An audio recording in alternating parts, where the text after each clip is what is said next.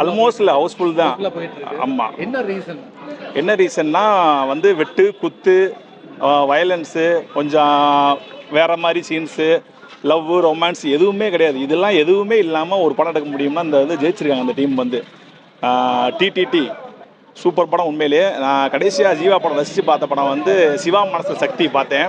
அந்த படம் வந்து சீன் பை சீனு ஒவ்வொரு சீனுக்கும் கைத்தட்டி கிளாப்ஸ் பண்ணி அதுக்கப்புறம் அவர் காம்ப்ளிமெண்ட் பண்ணல, அப்படியே வேறு ஜானல் மாறி மாறி போயிட்டாப்புல. இந்த மாதிரி பண்ணாரும் நல்லாயிருக்கும். இது பாருங்கள், இப்போ குடும்பமாக வந்துட்டு இருக்காங்க.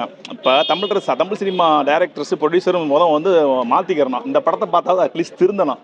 பூரா வந்து பெரிய பெரிய நடிகள், நான் யாருன்னு சொல்ல விரும்பல, அந்த டாப் 5 ஆக்டரை விட்டுருங்க. டாப் 5 ஆக்டருக்கு வந்து வேறு வழியில் அப்படி தான் பண்ணி தான் அவங்களுக்காண்டி கதை பண்ணி தான் ஆகணும். அந்த 5க்கு மேலே ஆக்டராவது அட்லீஸ்ட் இந்த மாதிரி கதையை தேர்ந்தெடுத்து நடித்து பாருங்கள். இப்போ எப்படி வர்றாங்க கூட்டம், ஆக்ஷனுக்காண்டி வர்றாங்களா மக்கள்? இப்போ போன வருஷம் இதே பொங்கலுக்கு வந்து மதகஜ ராஜான்னு ஒரு படம் வந்துச்சு. அதுக்கே அவ்வளோ, அந்த படம் வந்து 10 வருஷத்துக்கு முன்னாடி எடுத்த படம், எதுக்கு அவ்வளோ கூட்டம் கூட்டினாங்க?